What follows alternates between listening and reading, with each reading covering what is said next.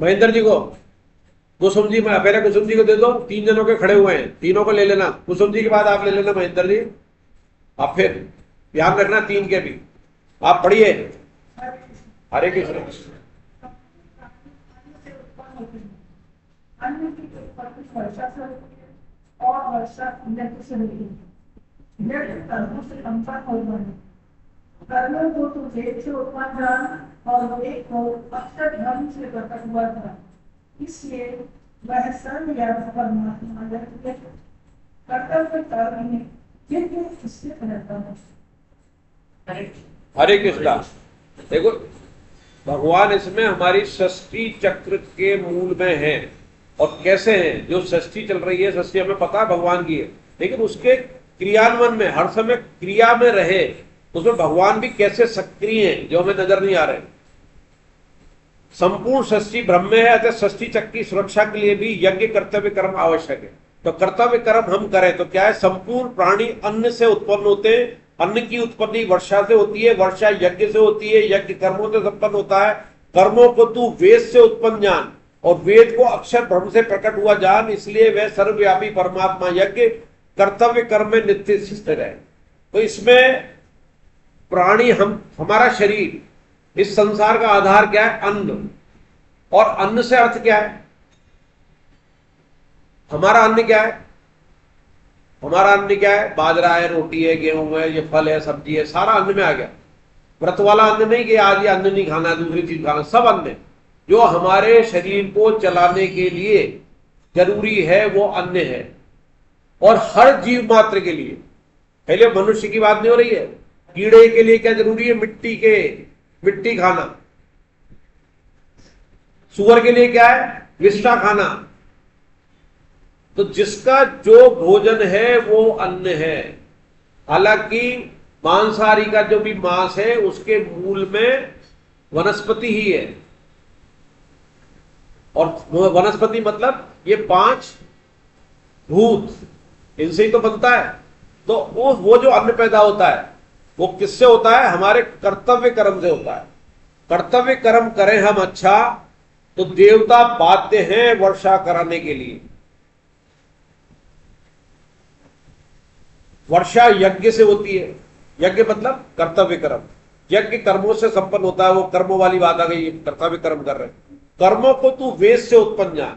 ये कर्म कहां से आए, हमने वेद सीखे, पहले चर्चा हो चुकी है। वेद सकाम है, सकाम से निष्काम है। वेदांत जो है, हालांकि पढ़े नहीं है लेकिन क्लास में जो बोला जाता है उससे बता रहे हैं। तो वेदांत यानी कि उपनिषद ज्ञान वेद जो है उसके अंदर निष्कामता आ जाती है। तो सकाम भी कर्म हम कर रहे हैं, कर्तव्य कर्म, तो वो कहां से आ रहा है, वेद से उत्पन्न ज्ञान। वेद को अक्षर ब्रह्म, अक्षर ब्रह्म मतलब परमात्मा से उत्पन्न ज्ञान। तो इसका मतलब पूरे चक्र के अंदर ही भगवान मौजूद है। अन्न से ब्रह्म की यात्रा। अन्न हमारे शरीर के लिए चाहिए, अन्न खाएगा कहां से आएगा, हमारे कर्तव्य कर्म से। कर्तव्य कर्म तभी सही होंगे जब हमारा शरीर स्वस्थ होगा, और शरीर कर्म हमारा वेद कर्म से करेगा, जो पिछली चर्चा हुई थी, शास्त्रों के अनुसार करेगा, निष्काम भाव से करेगा, कर्तव्य कर्म होते जाएंगे, देवता बाध्य हो जाएंगे, हमें वर्षा मिलेगी। वर्षा यानी कि वृष्टि, तभी हम कहते हैं अतिवृष्टि। अतिवृष्टि मतलब ज्यादा बरसात हो गई। बरसात भी मूल में, अगर बरसात न हो, केवल धूप ही धूप होती रहे, जहां पर रेगिस्तान है वहां क्या है, बरसात नहीं है, तो वहां पर सृष्टि कम है, जीव कम है, जीवन कम है। और जहां वृष्टि है वहां जीवन है, तो सब बंधे हुए एक दूसरे से। ये सृष्टि चक्र है। और नियता कौन है इसका, नियत करता भगवान। और भगवान भी बंधा हुआ है किससे, हमसे। हम कर्तव्य कर्म कर रहे हैं तो कर्तव्य कर्म से देवता बंधे, देवता बाध्य हो गए भगवान से। तो भगवान तक एक चेन बनी हुई, भगवान ने सिस्टम बना दिया है। जैसे कंप्यूटर एक बार बना दिया, अब उसके अंदर व्यवस्था हो गई, बटन दबाओगे, ये करोगे, इसमें ये डालोगे, ये होता जाएगा। तो भगवान ने तो बना दिया है, मूल में भगवान ही है, कंप्यूटर बनाने वाले भगवान ही। तो ये पूरा कंप्यूटर बना दिया जगत के रूप में, जीव के रूप में, नियंत्रता वही है। इसलिए आगे के अध्याय में भी आएगा कि दोनों ही भगवान के रूप में, एक जड़ है, चेतन है, लेकिन 15वें अध्याय में आगे देखेंगे हम तो भगवान इससे अतीत भी है और इससे उत्तम भी है। जब वो बात कहेंगे वो गोपनीय बात है, अभी नहीं, अभी समझ में भी नहीं आएगी। तो प्राणों को धारण करने के लिए जो खाया जाता है वह अन्न, जो मैं पहले बात कर चुका हूं, जो भी किसी के भी प्राणों को धारण कर लिया जाता अन्न है। अन्न की उत्पत्ति वर्षा यानी कि वृष्टि से होती है। वृष्टि सृष्टि की बढ़ोतरी करती है। वृष्टि यज्ञ यानी कर्तव्य पालन से होता है। भला कर्तव्य कर्म का पालन करने से वर्षा कैसे होगी? सबके आज के साइंटिस्ट युवाओं के मन में आ जाएगा कि हम कर्तव्य करें तो वर्षा कैसे होगी। तो वर्षा क्या तुम विज्ञान से ला रहे हो क्या? आपने कृत्रिम वर्षा भोजे के करीब पर कितनी कर पाए? पूरे संसार की वर्षा की व्यवस्था करना और पूरे हिसाब से करना, इतने महीने यहां होगी, इतने महीने यहां होगी, इतने दिन होगी, इतने मिलीमीटर होगी, इतने सेंटीमीटर होगी, सबका एवरेज अलग अलग आ जाता है ना। हम केवल उसका अन्वेषण कर रहे हैं, खोज कर रहे हैं। ये तो पहले से तय कि यहां इतनी मिलीमीटर हो रही है, और अनादिकाल से, आज से 1 लाख साल पहले वर्षा नहीं होती थी क्या? तब भी होती थी। लेकिन आज हमने खोज कर लिया कि तब होगी, और वो भी कई बार गलत हो जाती है। लेकिन हमारी पुरानी विधि होती थी कि चिड़िया मिट्टी के अंदर डाल रही है, ये आवाज आ रही है, ये पक्षी और पशुओं के मूवमेंट और आवाज से पहचान लेते थे वर्षा काल। हाँ, तो आ रही है। तो उस समय भी था, हमने आज बहुत रिफाइंड कर लिया, बहुत आगे कर लिया है। और उसी टेक्नोलॉजी का परिणाम है कि बिना जन हानि के हम युद्ध जीत रहे हैं। हम एंटर नहीं कर रहे उधर। पाकिस्तान का जो समर्पण है वो परसों रात की 1 बजे से 5 बजे की कार्रवाई में हुआ है। 11 में से 28 उसके हवाई अड्डे की हवाई पट्टी उड़ा दी। चाहता तो हवाई जहाज उड़ा सकता था, हवाई जहाज बगल में खड़े थे, नहीं, पट्टी से उड़ेंगे नहीं। उसका एटम बम तो हवाई जहाज लेके आएगा ना। आपने हवाई जहाज उड़ने से रोक दिया, आपकी मिसाइल को उन्होंने मार दिया, मिसाइल लेके आएगा तो वो एटम बम फोड़ देगा। उसके लिए तो पहले उसको पैरालाइज कर दिया। तेरे हाथ बम है पर तेरा हाथ ही पैरालाइज कर दिया तो फेंकेगा कैसे? कितनी बढ़िया ये ब्रेन है ना, हिंदुस्तानियों में होता है। अगर हिंदुस्तानियों का ब्रेन सही डायरेक्शन में लग जाए तो ये अमेरिका, इंग्लैंड, रशिया, ये तो यही है संसार की बात। हम तो भगवान को नीचे उतार लेते हैं। ये तो मिसाइल ऊपर चढ़ा के गिरा लेते हैं, लेकिन हम तो भगवान को नीचे गिरा देते हैं। आजा नीचे, और भगवान तरसता है ऐसे भक्तों के लिए। ये भारत में सनातनी धर्म के अंदर ही है और कहीं नहीं है। और तो इसको कल्पना भी मानते हैं, और ये कल्पना का ढेर होते देखते डर जाते हैं। भारतीय नहीं डर रहा था, वो डर रहे थे। तो गीता जी से देखा जाए तो अपने धर्म पे चलने वाला अंदर से मजबूत होता है। जब अंदर से जो मजबूत होता है तो वो अमेरिका, चाइना उसके पीछे खड़े हो। अमेरिका तो हाथ ही हटा दिया, चाइना भी आ गया, तुर्की लेके आ गया। तो अब चाइना, इस युद्ध का एक लाभ और हुआ है इनडायरेक्टली कि चाइना भी समझ गया है कि मेरे हथियार किसी काम के नहीं है। इसने उड़ा दिया तो मेरी जो बनी हुई है ना, जैसे उसका 17 2 गिरे तो उसने कहा नहीं मेरे नहीं गिरे। तो उसको टेंशन हो गई, ये पाकिस्तान मुझे मरवा रहा, मेरा कोई खरीदेगा नहीं हथियार, तो रोक भैया, मेरा धंधा पानी बंद हो जाएगा। जैसे चाइना माल आता है ना, वैसे हथियारों में भी उसका ही माल वही है, जो कि गारंटी वाला नहीं होता है। तो ये भगवान ये बता रहे हैं कि कैसे हम चेन से बंधे हुए।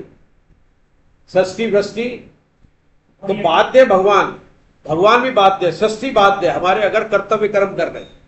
आपने देखा नहीं, कई बार बरसात नहीं होती तो आप पूजा पाठ करते कि नहीं करते? किस लिए करते हैं? कि भैया कर्म खराब है, इस बार अकाल पड़ गया, राजा अच्छा नहीं है। आप नोट करें, मैं किसी का नाम नहीं ले रहा हूं, जब भी राज्य में या केंद्र में शासन अच्छा नहीं आया है, आपके अकाल पड़ा है, सोना गिरवी रखना पड़ा है, हुआ है ना ऐसा?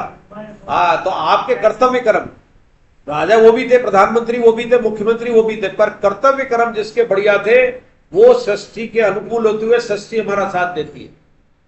उसका प्रत्यक्ष प्रमाण अनुभव के आधार पर लिया जा सकता है जो उसके अंदर किया जाता है।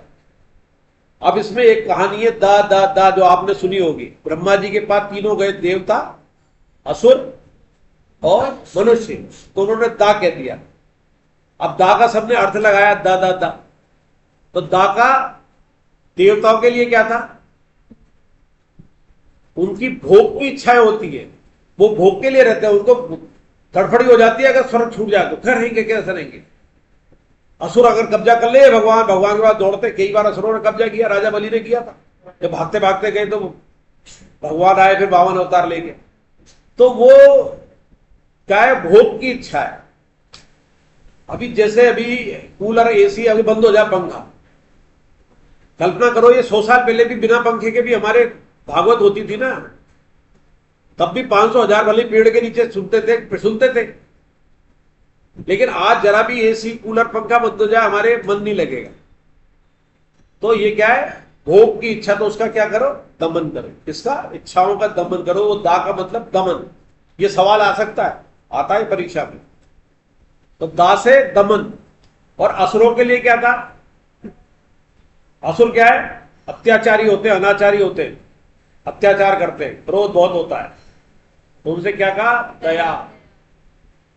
और हम भोगी हैं, भोग संग्रह की बात आई थी ना थोड़ी देर पहले, तो उनके लिए क्या कहा, दान। दान हो गया लोक संग्रह, सेवा। तो 3 दा हो गए। और एक और लाइन बहुत अच्छी की है कि वर्षा के समय मेघ दद दद की गर्जना करते थे। तो वो 3 दा हमारे ये। और हमारे अंदर असुर प्रवृत्ति भी है, देव प्रवृत्ति भी है, मानव प्रवृत्ति भी है। तो ये तीनों दा हमारे लिए हैं। तीनों कहां ढूंढेंगे, असुर हमारे अंदर ही मौजूद है। कहां देखेंगे, देव हमारे अंदर बैठा हुआ है। अब 16वां श्लोक। आप महेंद्र जी माइक देना, आपके पास है महेंद्र जी।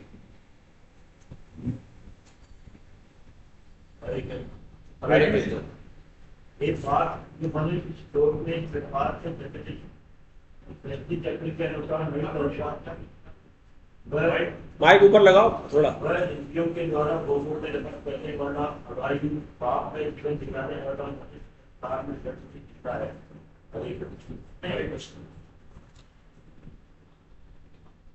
इससे ऊपर आया, सृष्टि चक्र के अनुसार चलने की जिम्मेवारी मनुष्य पर ही है, क्योंकि बाकी सभी तो अपने स्वभाव से चलने के लिए प्रतंत्र अपने नियत कर्तव्यों को करते हुए हम 100 वर्ष तक जिए। जैसे कि हमारे शास्त्रों में लिखा है, हमारी एवरेज आयु पहले 100 होती थी, अभी बीच में घट गई थी, 58-60 हो गई थी, लेकिन अभी भारत की 80 हो गई है। और इसी तरह हम अगर स्वास्थ्य पर ध्यान देंगे तो 80, 85, 90, 100 भी हो जाएगी। तो 80 वर्ष 100 वर्ष तक जिए। शास्त्रों में ऐसी प्रार्थना की गई है। लेकिन जो कर्तव्य पालन नहीं करते, व्यतिरेक विधि से भगवान ऐसे मनुष्य की ताड़ना कर दी। व्यतिरेक मतलब उल्टी बुद्धि से। पहले सीधे सीधे बता दिया कि हम अगर शास्त्र विधि से चलेंगे, ऐसा करेंगे तो 100 वर्ष हमारे कैसे सेवा में निकलेंगे।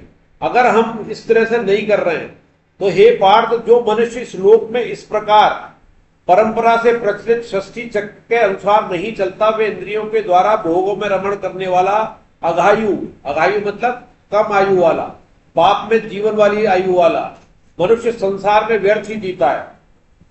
यानी कि पहले तो 100 वर्ष की बात थी, अब ये आ रही है कि जो भी जी रहा है वो व्यर्थ ही जी रहा है। जो मनुष्य केवल अपने लिए ही जीता है, जो आगे भी आया ना, अपने लिए खाता है, मिथ्याचारी कह दिया, चोर कह दिया, भगवान ने पाप का भक्षण कह दिया।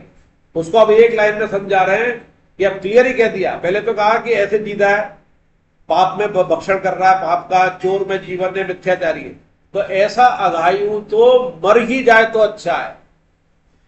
अब कठोर शब्दों का इस्तेमाल कर रहे हैं भगवान, पहले तो इशारों में समझाया, अब भी समझ में नहीं आ रहा तो भगवान कह रहे हैं, इंद्रिया राम शब्द आया इसमें, अघायु इंद्रिया रामो, जो इंद्रियों में रमण करने वाला अपने, ऐसा अघायु भोगम पार्थ सजीवित, वो न जिए।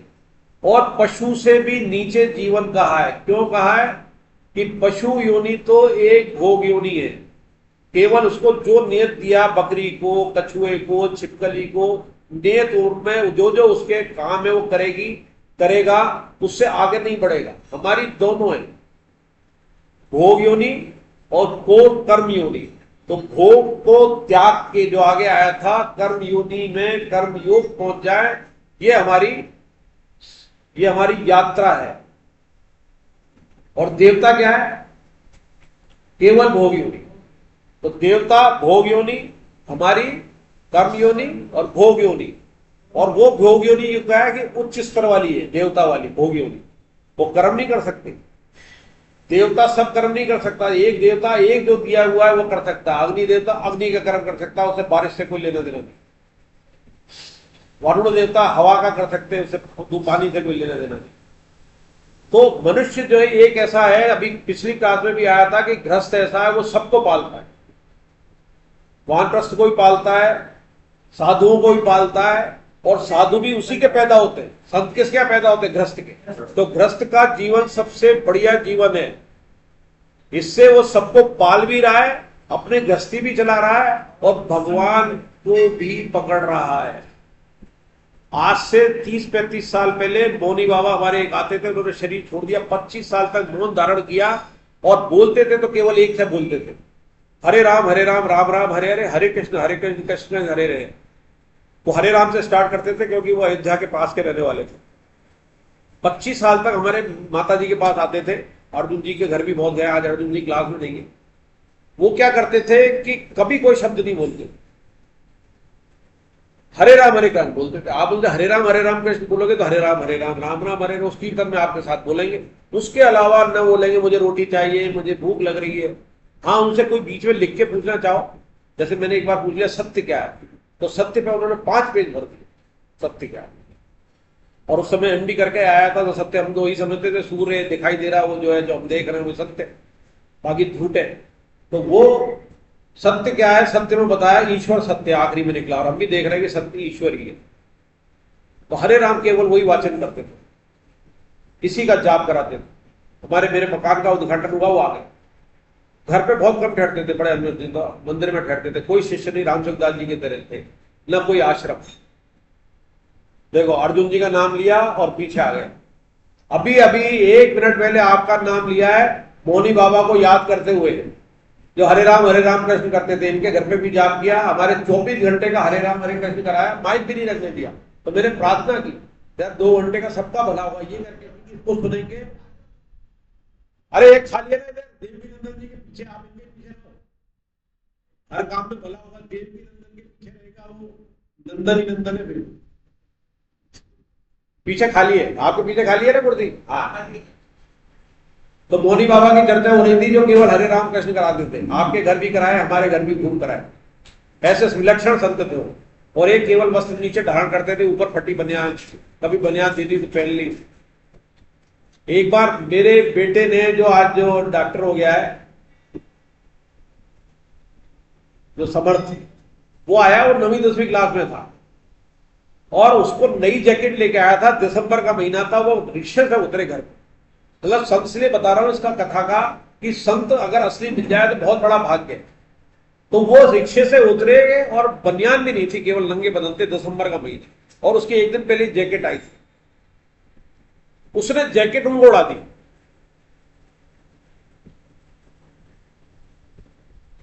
तो उन्होंने आशीर्वाद दिया कि ये भाव, जा तू डॉक्टर बनेगा।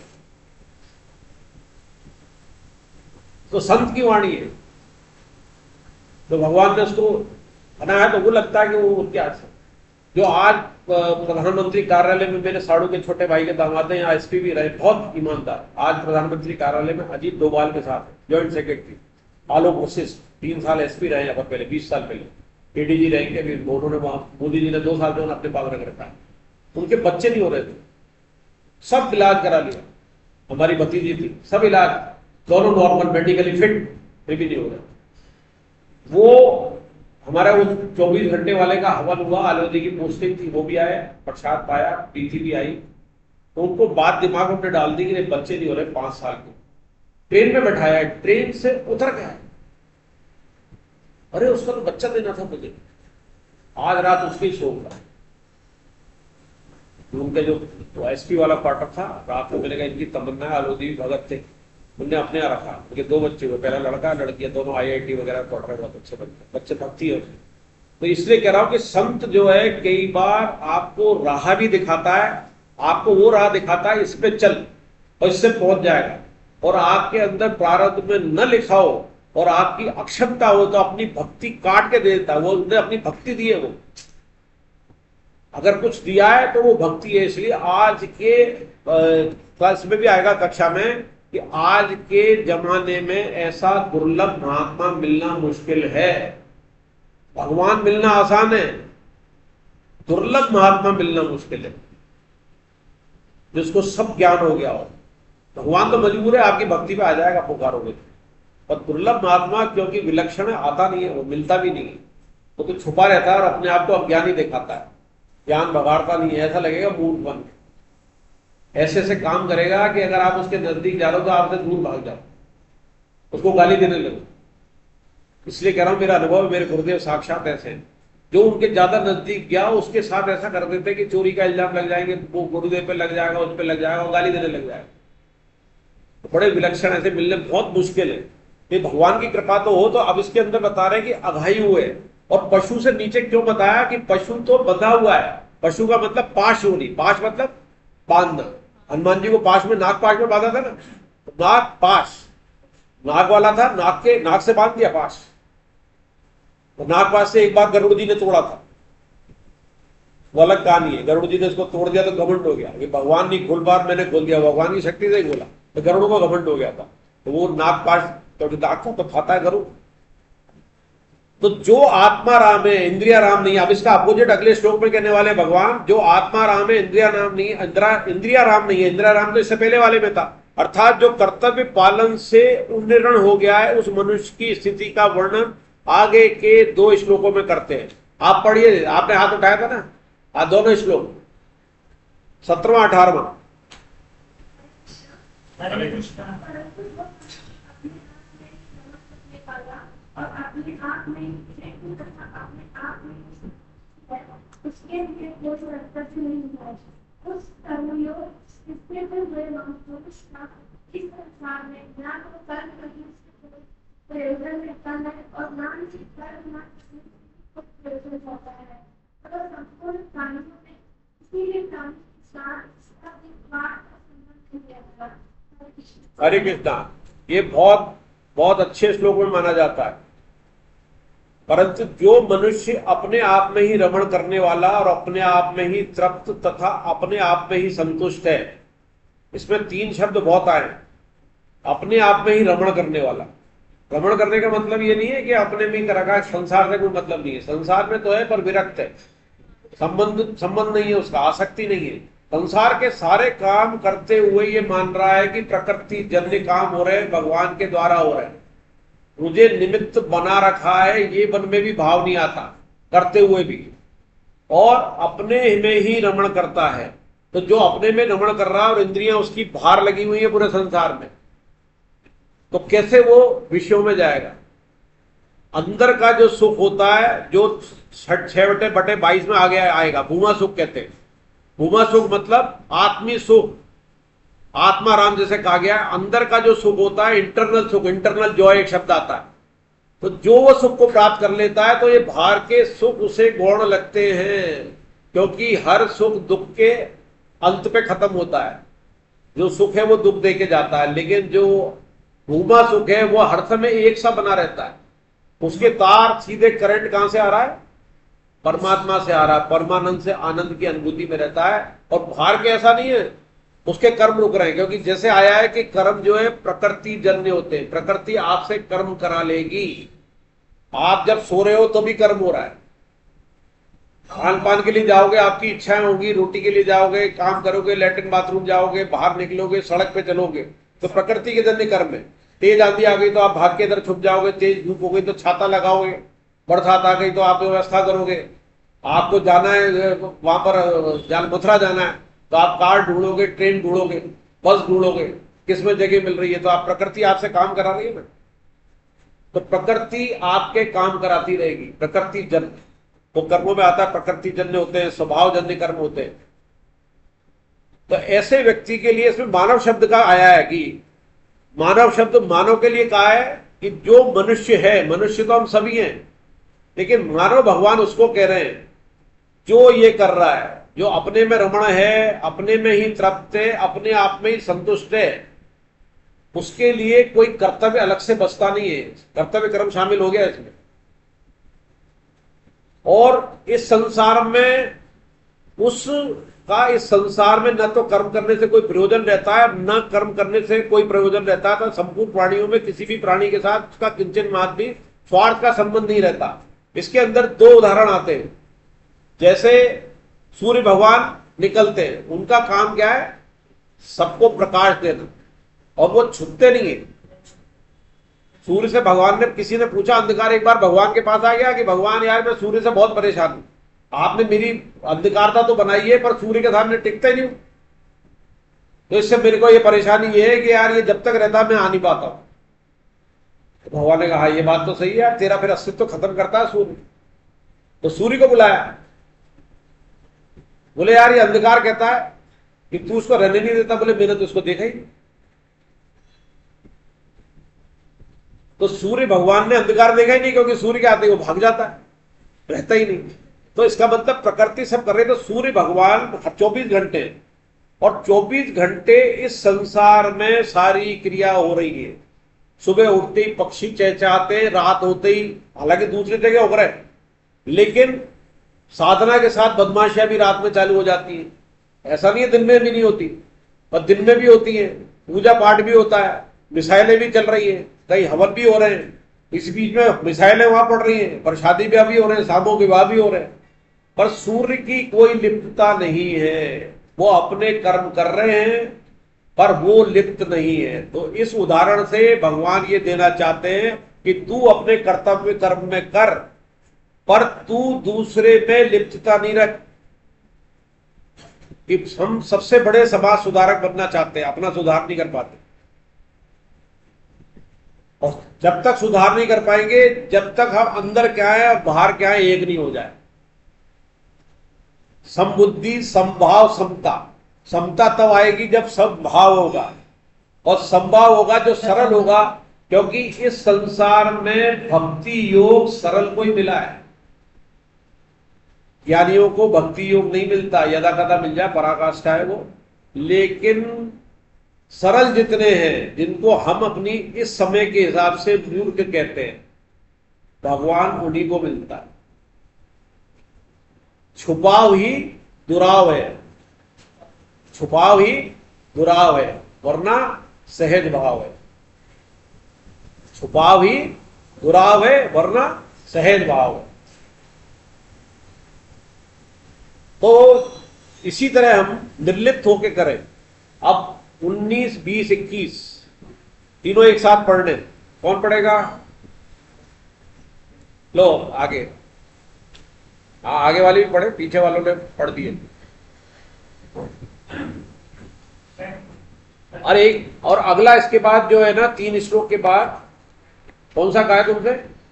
19, 20, 21। अभी तुम पढ़ो। 22, 23, 24 कौन पढ़ेगा? पहले से तैयार हो जाओ। जैसे 22, 23, 24, हाँ ठीक। और 25, 26 नहीं, 25, 26 महेश शर्मा जी पढ़ेंगे। किताब लाए महेश शर्मा जी, रवि शर्मा नहीं, महेश शर्मा जी। हाँ, मोबाइल बंद करके रखा है ना, आप पढ़िए। हरे कृष्ण।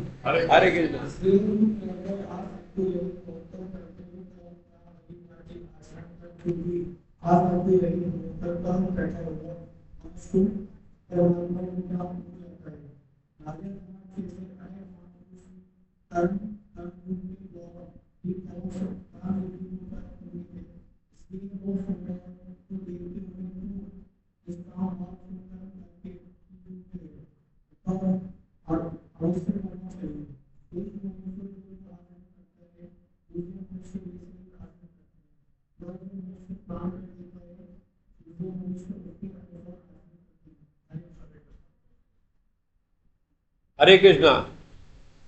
पूर्व श्लोक में वर्णित सिद्ध पुरुष की स्थिति को प्राप्त करने के लिए मनुष्य मात्र कैसे कर्म करे, इसको सार रूप में बताते हुए राजा जनक व स्वयं के उदाहरण से मनुष्य मात्र को लोक संग्रह हेतु कर्तव्य कर्म करने की प्रेरणा देते हैं।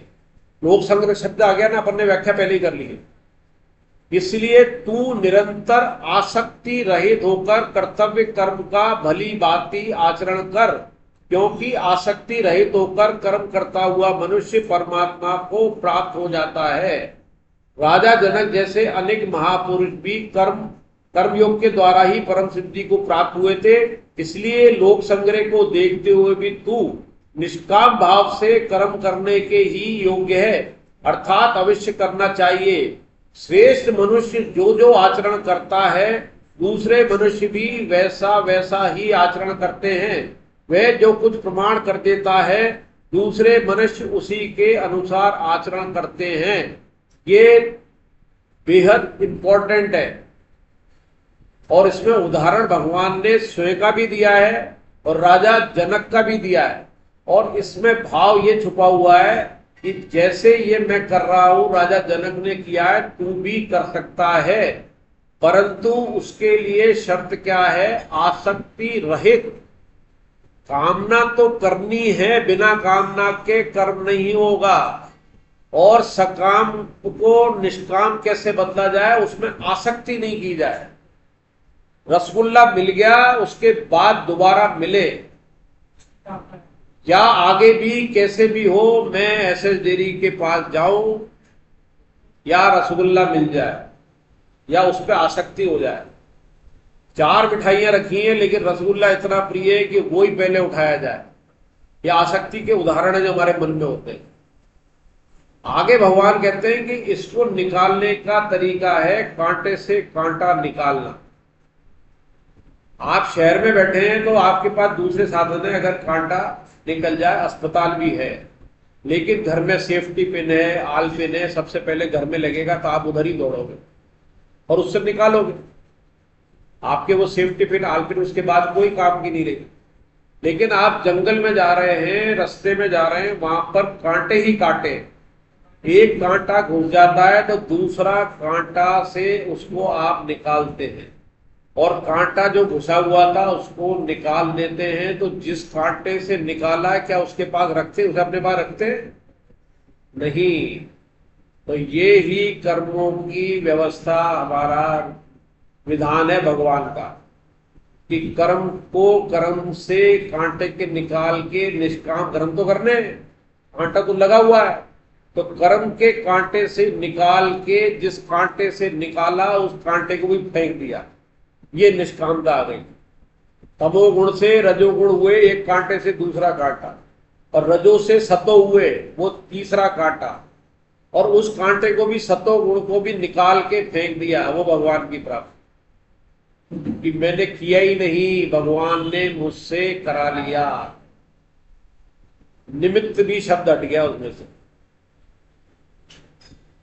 और दूसरी इसमें जो भावार्थ में बात आई है कि जो हाईएस्ट पोस्ट पे हैं, आपके पास व्यवसाय कुछ भी हो, आपका घर में पौधा कुछ भी हो, गृहिणी हो, नौकरी पेशा हो, बिजनेसमैन हो, स्टूडेंट हो,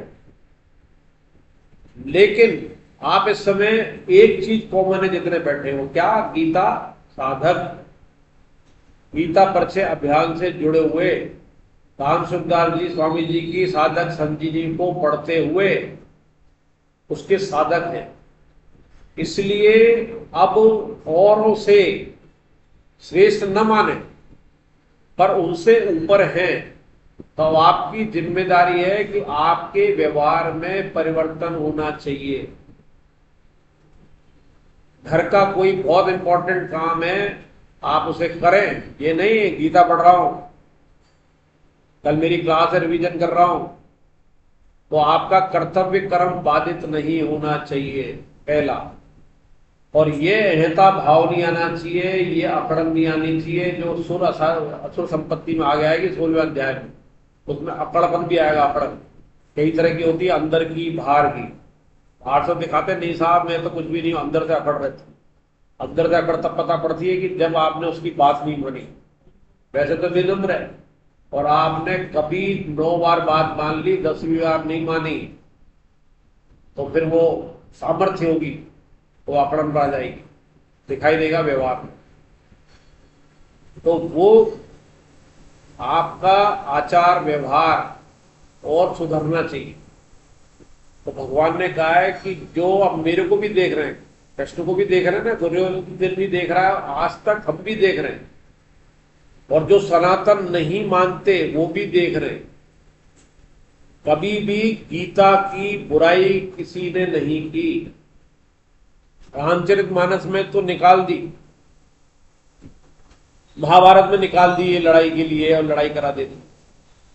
गीता जैसे शुरू की पहली क्लास में, दूसरी क्लास में मैंने कहा था कि सनातनियों पे अटैक के बहुत तरीके हैं। एक आपके ग्रंथ अपन पढ़ते नहीं है, पर 3 मुख्य ग्रंथ है, उनके अंदर ही डाल दिया। क्या? रामचरितमानस में तो स्त्री की इज्जत नहीं है, टोल गवार शूद्र पशिनारी, और भी कई करके, उसको समझा नहीं। महाभारत के लिए कह दिया ये तो घरों में रखने से लड़ाई हो जाती है, जबकि महाभारत में गीता है। और गीता के लिए कह दिया गया है तो गरुड़ पुराण से बेहतर है कि एक ही बैठक के लिए हो गई। तो 3 ग्रंथों का हमारा ऐसे अपमान किया है, इनडायरेक्टली हमें विचलित किया। तो हम अगर गीता पढ़ रहे हैं तो हमें गीता साधकता दिखाई देनी चाहिए, दैवी गुण हमारे आने चाहिए, विनम्रता आने चाहिए, हमारे अंदर सहनशीलता आनी चाहिए, कर्तव्य कर्म हमारा बढ़ना चाहिए, मुस्कान रहनी चाहिए, क्रोध खत्म होना चाहिए, समभाव होना चाहिए, सहनशीलता आनी चाहिए। ये इतने इंपॉर्टेंट श्लोक इसलिए है। तो जो मैं आचरण करूंगा, भगवान ये कह रहे हैं कि जो श्रेष्ठ पुरुष है, अगर आप गीता पढ़ रहे हो तो आपके घर में जो भी आपसे छोटे हैं, जो आपके संपर्क में है, वो देखेंगे कि यार ये ठीक है, अच्छा गीता क्या है, तो जो आप आचरण करोगे वो करेगा। तो आपने 9 आचरण अच्छे करे और एक गलत कर दिया तो वो गलत कर सीख जाएगा। आप भले ही अपना सुधार कर लो, लेकिन उसका एक आचरण उसके गीता की दिशा गलत कर देगा, गीता जी को बदनाम कर देगा। इसलिए भगवान ने कहा है कि अपने को अच्छे आचरण करने चाहिए। और एक सुखदेव जी का भी प्रकरण आता है कि सुखदेव जी को जानते हैं ना, व्यास जी के पुत्र थे, 12 साल के निकले थे, पहले चले गए थे जंगल में, बड़ी मुश्किल से आए थे। उनको कृष्ण भगवान के 2 श्लोक सुना दिए उन्होंने कि इतना रूप वाला, इतने गुण वाला है। बोले ऐसा कौन है? बोले चल, उनके गुरु व्यास जी ने कहा था जंगल से ऐसे बोलना, श्लोक बोलना, भागवत में आता है। तो पहले में तो उनका रूप का वर्णन है, और इतना सुंदर, इतना सुंदर, इतना कौन है? जवाब नहीं दिया। व्यास जी ने कह दिया था अपने चेलों को, उत्तर मत देना, दूसरा श्लोक ये सुना देना, दूसरे में उनके गुणों का था। तो बोले उसमें रूप भी ऐसा और गुण भी ऐसा, वो कौन है? उत्तर मत देना, तुम पीछे पीछे भागना, तेरे पीछे भागेंगे तो वहां गए। तो सुखदेव जी ने, व्यास जी ने उनको बताया। तो सुखदेव जी रहते और व्यास जी के मन में रहता था स्त्री पुरुष वाला भाव, शरीरी वाला भाव था, उनमें नहीं था। इसलिए प्रकट भी आता है कि जब गोपी स्नान कर रही होती है यमुना जी में, तो व्यास जी निकलते थे तो वो कपड़े पहन लेती थी, सुखदेव जी निकलते थे कपड़े नहीं पहनती थी, क्योंकि वो शरीर से ऊपर थे, स्त्री पुरुष के भेद से ऊपर थे। तो उनके मन में भी ज्ञान की जब अंतिम उपदेश प्राप्त करना था, उन्होंने कहा कर्मयोगी राजा जनक है, उनके चलो। तो राजा जनक के सुखदेव जी गए और उनका ऐश्वर्य देख के उनको मन में शंका पैदा हो गई कि ये कर्मयोगी कैसे हैं। उन्होंने सवाल पूछा कि उनके संशय हो गया, राजा जनक समझ गए संशय। उनने कहा एक तेल का भरा हुआ प्याला दिया और पूरा भर दिया और बोले पूरी मेरे राज्य की चल के जा और एक बूंद नहीं गिरनी चाहिए, और 2 सैनिक तलवार लेके रहेंगे, अगर एक बूंद गिरी तो तेरा सर काट दिया जाएगा। तो वो आके चले गए, आ गए वापिस, हनी छिलका था, वाई वेरी गुड। तो क्या देखा तुमने? मेरे राज्य में क्या देखा? पूरा राज्य घुमा दिया, परिक्रमा करा दी। बोले क्या देखूं भगवान, ये मेरी गर्दन कट जाती, सारा ध्यान ये था। तो ये एक निश्चयात्मक बुद्धि अर्जुन की आंख, फिर दूसरा कोई विचार ही नहीं आया। पर किससे हुआ? भय से। और हम अभियम क्या है? अभयदान। अभय, भय का मतलब 4 होते ना अभय। अभयता किससे मिलती है सबसे ज्यादा? अभयता किससे मिलती है? प्रेम नहीं। 18/68-69 गीता प्रचार। किसी को भगवान के सम्मुख मोड़ दो, तुम क्या बचाओगे? भगवान बचाएगा। अगर भगवान का शरणागति हो गया, भगवान का बच्चा हो गया, तो उसका कोई भय रहेगा क्या? तो सबसे बड़ा दान अभयदान। तो अभयता प्राप्त करा दोगे आप। अब 22, 23, 24 किसका था? 22, 23, 24 हाँ पढ़िए।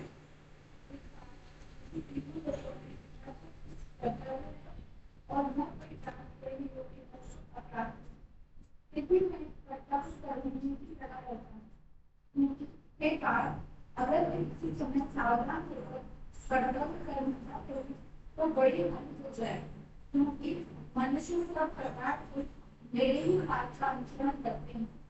यदि मैं कर्म न करूं तो जीव का मनुष्य नष्टग्रस्त हो जाए और मैं बाण संकट को करने वाला हूँ। इस समस्त प्रजा को नष्ट करने वाला हूँ। हरे कृष्ण। बहुत अच्छा श्लोक है ये, जो अभी अपन ने इसका बात कर ली कि भगवान हम ना करें, भगवान का फॉलो करते हैं। भगवान गलती क्या करें तो भगवान अपने लिए ही बता रहे हैं कि हे पार्थ, पार्थ बड़े प्रेम में पुकारते हैं भगवान। जब भी देखो शब्दों का पहले कहा था ना, पार्थ मतलब, पार्थ किसका नाम था?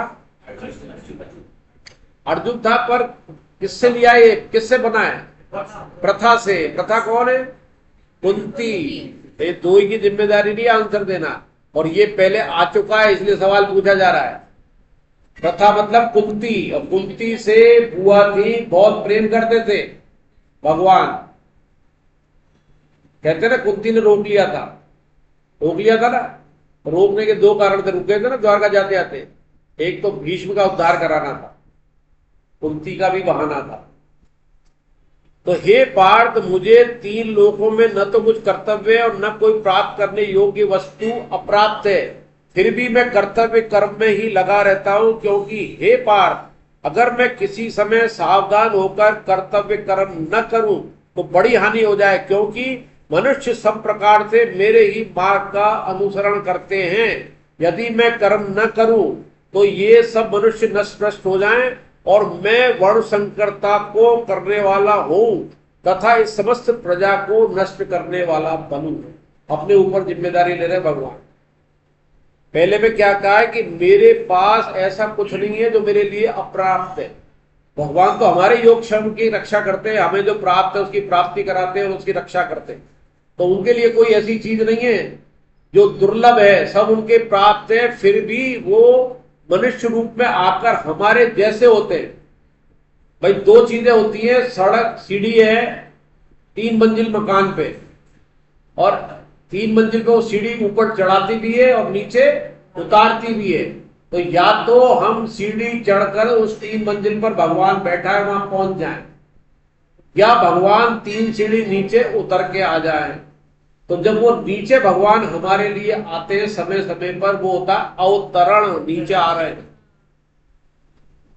और हम ऊपर जाने की सामर्थ्य नहीं रखते जैसी भगवान चाहता है।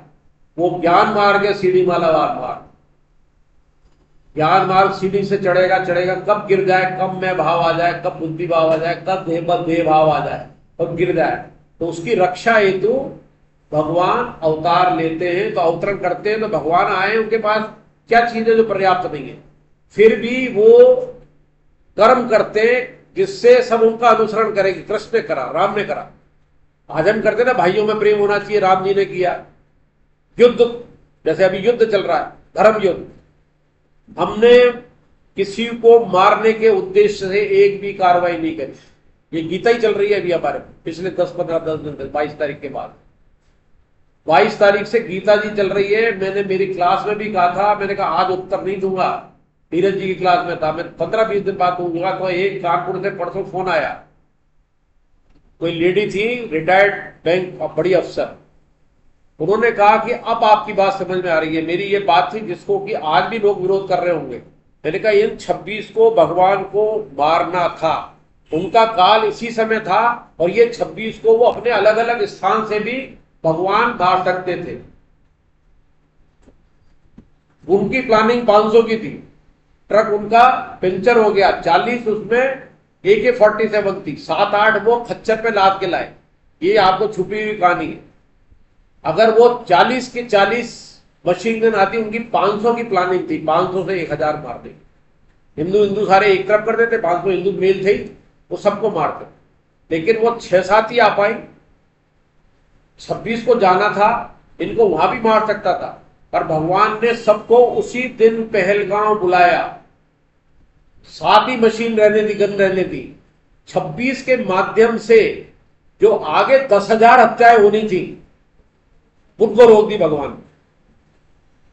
हमने एक भी प्रधानमंत्री के बगल में, वो राष्ट्रपति के बगल में 10 मीटर पे हमने मिसाइल डाल दिए, उसमें भी डाल सकते थे।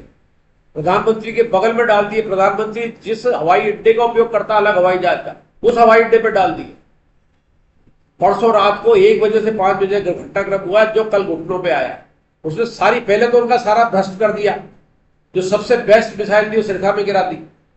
आप हवाई जहाज और मिसाइल से ही तो परमाणु बम लाओगे। 12 में से 8 गड्ढे खोद दिए जहां से हवाई जहाज उड़ा था। हवाई जहाज एक नहीं मारा, आदमी एक नहीं मारा, पट्टी खत्म कर दी। हवाई जहाज उड़ाएगा कहां से? एटम बम लाएगा कहां से? मिसाइल तो रास्ते में खत्म कर दिया। तो बचा क्या? एटम बम दिखा रहा है, दुनिया दिखा रही है कि एटम बम चलाने लायक ही नहीं छोड़ा उसने। ये है धर्म युद्ध। हमें उसको खत्म करना है, उसकी दुर्बुद्धि को। हमें उसको नहीं खत्म करना। वहां के प्राणी भी हमारे ही हैं, भले ही विधर्मी हो। कृष्ण भगवान कहते हैं कि असुर भी मेरे, सुर भी मेरे। समय समय पर असुर को भी राज दिया है। असुर को भी क्या है? प्रहलाद असुर नहीं थे? राजा बलि असुर नहीं थे क्या? वो सबसे बड़े भक्त कहलाते हैं, भक्त शिरोमणि प्रहलाद। देवता में नहीं हुए इतने। देवता तो जानते नहीं है भक्ति, उनको तो भोग चाहिए। असुरों ने देवताओं से बेहतर भक्ति की है। राजा बलि उन जैसा दानी नहीं। तो भगवान ये सिखाते हैं, वो सुर भी उनके, असुर भी उनके।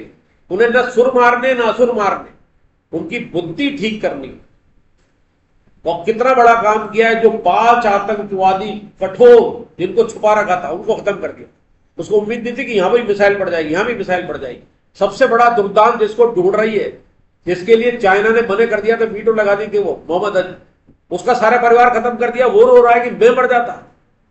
कितनी बड़ी बात है। हमें उसी मैं को तो मारना है। हमारे अंदर जो असुर मैं बैठा है, उसके अंदर जो पागल मैं बैठा है। और सही समय पे युद्ध विराम किया है। आज हमारे हजारों सैनिक मरते, उसके हम 1 लाख मार देते, 10,000 हमारे भी तो मरते। कितना नुकसान होता। सन 71 में जो उन्होंने देखा हो, हमने याद है, वो तो कितना टैक्स लगाना पड़ा था, कितने दिन उभरने में लग गए थे। आज हमारी साख इस युद्ध से बड़ी है। ये गीता जी का धर्म युद्ध है। ये गीता पढ़ने वाला ही, हमारा शासक इस समय गीता पढ़ने वाला है, और गीता पढ़ ही नहीं रहा है। वो गीता को जी रहा है, व्यवहार में दिखा रहा है। संसार में गीता ऐसे करी जाती है, कर्म में आती है। ये आज भारत ने दिखा दिया। तो ये इसमें भगवान ने कहा है कि अगर मैं कोई कर्म ना करूं, मेरे लिए क्या है, लेकिन मुझे करना है। और अगर मैं किसी समय सावधान होकर, कर्तव्य सावधान लिखा है, कर्तव्य कर्म में जरा भी चूक हुई तो वो तलवार की तरह गिरा भी देगा आपको। जहां मैं भावना आ गई, आसक्ति आ गई, वासना आ गई कर्मों में, कर्मफल की इच्छा आ गई, तो वो आपको गिरा देगा। तो मनुष्य भी, मतलब हम भी इस मार्ग से, इसी मार्ग का अनुसरण करते हैं। यदि मैं कर्म ना करूं तो सब मनुष्य नष्ट हो जाए, और मैं वर्ण संकरता का करने वाला हूं तथा इस समस्त प्रजा को नष्ट करने वाला हूं। तो भगवान जो पहले अध्याय में अर्जुन ने वर्ण संकरता ली थी, घोर कर्म को लगाए थे, घोर कर्म का उत्तर दे दिया भगवान ने पहले। अभी अब वर्ण संकरता का उत्तर दे रहे हैं।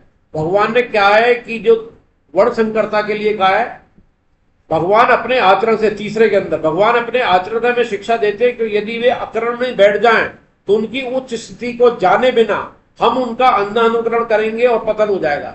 भगवान बहुत ऊंचे बैठे हैं, इसलिए वो कर्म नहीं करने में जरूरत नहीं है। तो हम भी वैसे ही ऊंचे बैठ जाएंगे, चुपचाप बैठ जाएंगे, कर्म नहीं करेंगे तो पतन हो जाएगा। और अपने आचरण द्वारा जीव मात्र का कल्याण करना भगवान का अभिष्ट है। अभिष्ट मतलब कर्तव्य है, करना ही, उसके लिए बने हो। इसलिए उनके आचरण में रहने से यदि प्रजा नष्ट हो जाए तो वे अपने इस आचरण को वर्ण संकरता कहते हैं। वर्ण संकर मतलब हमारा वर्ण दूषित हो गया। अर्जुन ने तो वर्ण संकरता मानी थी कि शादी ब्याह इधर हो जाएंगे, पुरुष बढ़ जाएंगे तो ये स्त्रियों की शादी हो जाएगी, वर्ण संकर हो जाएंगे, तो फिर हमारे पितृ स्वीकार नहीं करेंगे, वो दूसरा विषय था। लेकिन भगवान ने इसको भी वर्ण संकरता कह दिया है कि अगर कोई आदर्श पुरुष या मैं, जैसे आज हमारा प्रधानमंत्री भी अकर्मण्य हो जाए या पथ भ्रष्ट हो जाए तो सारी प्रजा वैसे ही व्यवहार करेगी। आज पाकिस्तान की जनता क्यों सारी बेकार हो गई है? क्योंकि वहां का सेनापति, वहां आतंकवादियों के हाथ के अंदर है वो, तो वैसे ही अनुसरण कर रही है। सारी जनता पे बिगड़ा हो गया ना, ऊपर से लेके नीचे। हमारा प्रधानमंत्री जब भी कभी अच्छा आया है, नोट करें, 1.5 साल के लिए आए थे लाल बहादुर शास्त्री। बहुत विषम परिस्थिति थी, चीन से युद्ध हारे बैठे थे, बहुत बुरी स्थिति थी। लेकिन उस 1.5 साल के अंदर भी उन्होंने हमारे अंदर आत्मबल पैदा कर दिया था अपने आचरण से। रेल मंत्री थे तो एक्सीडेंट होते इस्तीफा दे दिया, सादगी में देते थे। नदी पे कैसे जाते थे? पैदल जाते थे स्कूल, किलोमीटर चल। तो ये आचरण से बड़े, चाहे वो हमारे प्रधानमंत्री हो, चाहे कृष्ण हो, चाहे हमारे बड़े संत हो जिनको फॉलो करते, हमारे साथ दिक्कत यही हो रही है कि कि जो हमारे ऊपर वाले, चाहे वो राजनेता हो, चाहे संत हो, या भद्र पुरुष हो, वैज्ञानिक हो, उनमें अगर भ्रष्टता आ गई तो वो रोक नहीं पा रहे हैं, तो वो रोक रहे हैं, क्योंकि उनका उद्देश्य केवल एक रह गया, पैसा कमाना। तो हमारे आदर्श कौन बनते जा रहे हैं बच्चों के? फिल्मी कलाकार, लीड। अभी किसी हॉस्टल में जाओ तो उनके पोस्टर दिखते हैं, ब्राह्मण लड़का है, बनिया लड़का है, राजपूत लड़का है, हिंदू है, लेकिन कृष्ण भगवान की, राम की, गणेश जी की, देवताओं की 100 में से हॉस्टल के अंदर आप जाओ तो 2-4 की मिलेगी। या डर के मारे वो भगवान के हाथ जोड़ रहा होगा, एग्जाम का डर होगा, लेकिन उसका मन किन में लगा हुआ है? हाँ, जिन्होंने पैसा कमा लिया, नाम कमा लिया, भले कैसे कमाया है। तो इसलिए भगवान कह रहे हैं कि जो हमारे फॉलोअर हैं, जिनको हम फॉलो कर रहे हैं, वो अच्छे होने चाहिए, और उनकी ड्यूटी है कि वो अच्छे रहें, नहीं तो वर्ण संकरता हो जाएगी। और दूसरी वर्ण संकरता एक और कहिए, वो हमारे तरह स्तर से, भगवान अगर अकर्ण में हो जाए, हम अकर्ण में हो जाए तो वर्ण संकरता आ गई। दूसरी कहते हैं हम भी केवल और केवल भगवान के अंश हैं, अतः अपने अंशी की सेवा करना ही हमारा स्वाभाविक कर्तव्य वह है, उनके सुख में ही हमारा सुख छिपा है। लेकिन इससे उलट शरीर संसार से सुख लेने की इच्छा से विभिन्न कर्मों में लगे रहना असली वर्ण संकरता है। शरीर सुख के लिए हम अपने कर्मों में लगे रहें और भगवान की आज्ञा का पालन न करें। भगवान की भक्ति क्या है? आरती करना, 24 घंटे मंदिर में बिताना, ये नहीं है। या तो नाम जपे, या उनकी आज्ञा का पालन करना है, या जरूरतमंदों की निष्काम भाव से एहता हटाते हुए सेवा करनी है। इन तीनों के अंदर ही, और ये भगवान को अर्पण कर दे रहे हैं कि ज्ञान योग, कर्म योग और भक्ति योग तीनों आ जाते हैं। तो कितनी बड़ी अच्छी बात बता रहे हैं। तो वर्ण संकरता तब आ जाएगी जब शरीर से, संसार से, देवकी नंदन जी ये काम बाद में भी हो सकता है, 10 मिनट के लिए साइलेंट कर दीजिए। अगर मोदी जी बुला रहे हैं आपको तो बात अलग है। प्लीज अनुशासन बना कर रखिए। कोई बहुत इतना बड़ा इंपॉर्टेंट काम नहीं है कि आप गीता जी का विघ्न करें। अर्जुन जी आप भी please, Arjun ji please, mobile allowed नहीं है, चाहे कितना ही बड़ा फोन हो, गीता जी से बढ़कर नहीं है। यहां पर ये साइलेंट पे रखा है, किसी गंभीर मरीज का भी हो सकता है, साइलेंट है, क्योंकि गीता जी को जीना भी है। और क्षमा करेंगे मुझे, इस सीट पे बैठ के मुझे ये करना ही है। अब आपको अगला श्लोक कौन पढ़ेगा? 25-26। हाँ महेश जी आपकी बारी थी। महेश जी माइक दो।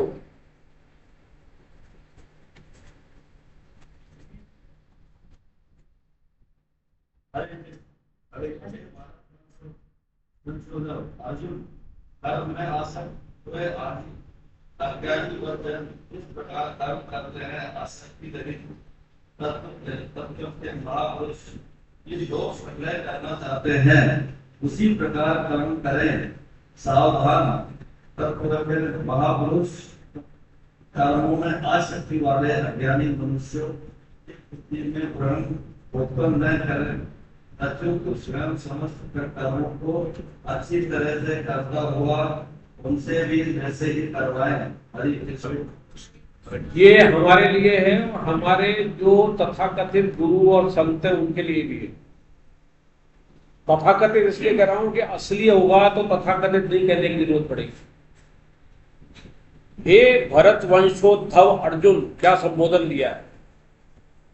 मतलब भरत वंशोद्धव, भारत के वंशों का उद्भव करने वाला,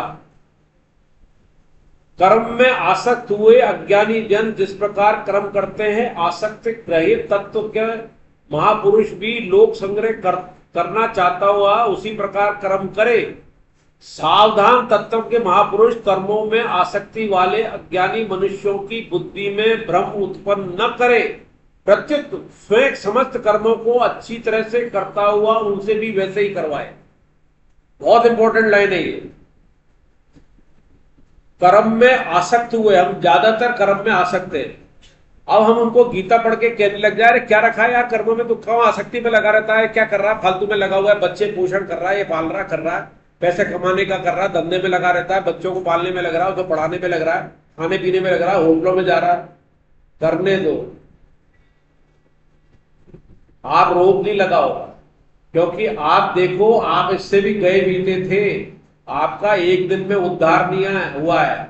भगवान की कृपा आप पे पहले हो गई है, उस पे भी होने वाली है, हो सकता है आपसे ज्यादा हो जाए। तो आपका ध्येय है कि उसको कैसे इधर मोड़े। एक प्रकरण आता है कि जयदयाल गोयनका जी कौन थे, क्या नाम कहते हैं पर उनको, गीता प्रेस की स्थापना करने वाली सेठ जी।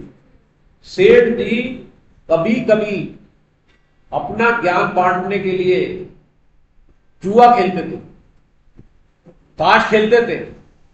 ताश खेलते खेलते उन जैसे हो जाते थे, अंदर से नहीं खेल रहे, कोई भाव नहीं है जुए में। उनका भाव है कि ये जुए खेलने वाला कैसे गीता जी से जुड़े, भगवान की इस पे कृपा हो। भाषण नहीं जानते थे, अगर वो भाषण जाने तो वो दूसरी जगह जुआ खेल लेंगे, वहां नहीं बैठेंगे। तो आते थे, बैठते थे, ताश खेलते थे, गप्पे मारते थे, उन जैसे हो जाते थे। फिर धीरे धीरे करते थे, अरे यार ये देख तेरे पास पत्ती कैसी आ गई यार, है और यार इस पे आ गई, किसकी कृपा है, भगवान की।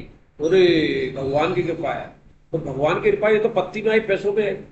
अगर इसके बदले में तेरे पास 2 मकान आ जाए, कैसे आएंगे? अरे इसके साथ तू पत्ती तो खेल, हरे राम हरे कृष्ण का 2 माला चालू कर दे, उससे हो जाएगा। हाँ हो जाएगा, पत्ती खेलना बंद मत करना तू।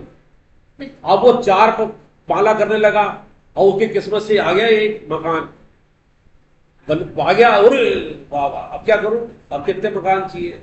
2 मकान, तो 8 माला फिर 16 ले गया, अब उसके 4 मकान आ गए। तो बोला बताओ कि 4 मकान उसको नुकसान कर पाएंगे या 16 माला उसको फायदा कर पाएंगे? 16 माला, वही तो देना है हमें। तो वही हमें करना है कि ना किसी को मना करना, कोई ना कर दे गीता क्लास में, कोई बात नहीं कोई बात नहीं, अरे यार अभी तो क्या है गीता क्लास की, अपन तो रिटायर्ड हो गए यार, हैं मैं तेरे को ज्ञान दे रहा हूं, तू तो नौकरी पे, तेरे बच्चे पढ़ने चाहिए, ये पढ़ने चाहिए। हाँ हाँ, फिर उसकी समस्या आ गई, बीमार भी हो गया, ये हो गया। यार मैंने कहा ये बता, अगर तू गीता पढ़ रहा होता तो ये समस्या कम लगती ना, भगवान को हाँ होती। तो मैंने अच्छा तू भगवान का जाप करना, हरे राम कृष्ण, बोले हाँ अच्छा लग रहा है। मैंने 5 मिनट यही बोल के बता, आया डिप्रेशन, तनाव में घर में घाटा हो गया, ये परेशानी हो गई, जबकि बीमारी कुछ नहीं है उसके ज्यादा, डिप्रेशन तनाव हो गया, कोई चीज छूट गई। एक तो कुत्ता खत्म हो गया डिप्रेशन में, आगे लड़की कुत्ता।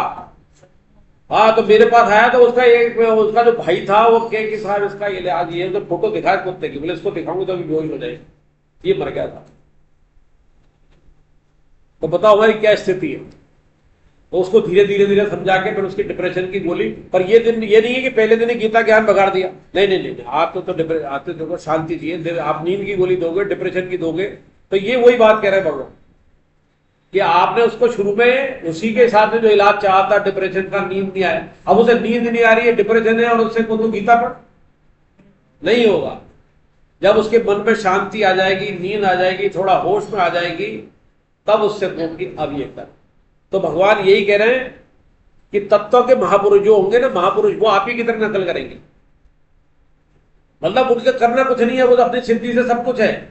लेकिन जैसे मेरे गुरुदेव ने अभी 13 जनों की शादी कराई, सबसे कहा तू ये करेगा तू ये करेगा, अभी मैं जा नहीं सका इस युद्ध के कारण, क्योंकि वहां भी वो चल रहा भूज के अंदर, परसों थी। और उससे पहले 39 कराई, इस बार 50 का 13 ही मिले, उससे पहले 20 कराई। तो वो हमें दिखा रहे हैं कि करना चाहिए। राम मंदिर में कराई तो ये बताया कि इससे करना चाहिए, कोई समाज के लिए करता है, कोई ओपन करता है, कि कोई हिंदू मुसलमान के लिए करता है, कि हम तो सनातनी है, हमारे लिए तो ईसाई भी आ जाएगा, मुसलमान भी आ जाएगा। हम तो मानते 5000 साल पहले वो हमारा ही भाई था। 5000 क्यों, 2100 साल पहले, 1400 साल पहले वो मुसलमान नहीं था, बौद्ध नहीं था। हम तो ये मान रहे कि 3000 के अंदर ही हमारे घर में पैदा था, हमारा ही भाई था। आज काले मुर्गे वाली हो गई, दाढ़ी वाला मूछ वाला हो गया, बिना मूछ वाला दाढ़ी। तो तत्व के महापुरुष जो है उसको विचलित नहीं कर, उसको करते रहे, नहीं तो वो क्या होगा, अकर्मणी हो जाएगा या विद्रोह कर देगा, या तो आपको गाली देगा, आपसे बात नहीं करेगा, या अकर्मणी हो जाएगा, या कि भाई बड़ो इससे हो जाएगा। तो उसको कर्म का वेग बनाए रखें उसका, और धीरे धीरे उसको मोड़े। तो बहुत अच्छे श्लोक है 25, 26। अब 27, 28, 29 कौन पढ़ेगा? 27, 28, 29 अमित सिंह तुम पढ़ो।